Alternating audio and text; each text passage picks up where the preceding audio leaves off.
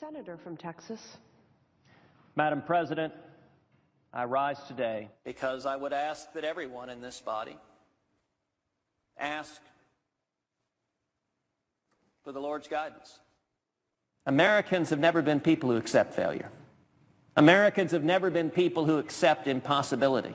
Imagine if Congress were to pass a law that says we need a rebellion against oppression.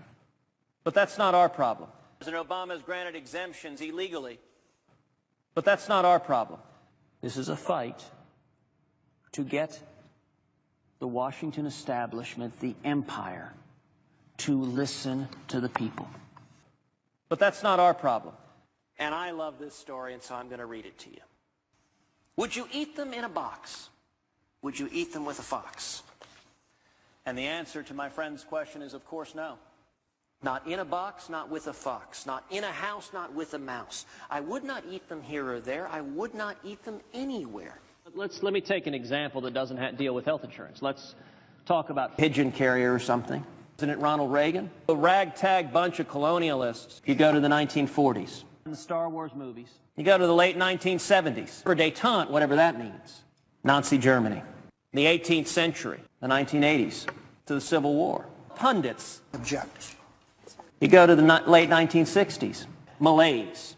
Neville Chamberlain, remember growing up in the Cold War, going to send a man to the moon. So we get to Obamacare.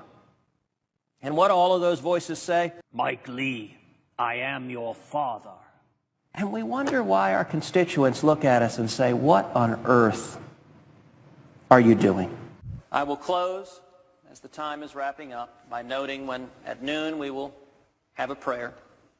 And I think it's fitting that this debate conclude with a prayer. Father, we ask today that you would give him the tongue of the learned to speak that word. Father, we ask that your blessing would come upon our nation. Father, those like our senator, Father, that they would receive these words. And Father, we ask today that you would just bless him, bless his family, keep them, strengthen them. Done, it's impossible. Accept your subjugation, accept your taxation without representation, accept that this is impossible.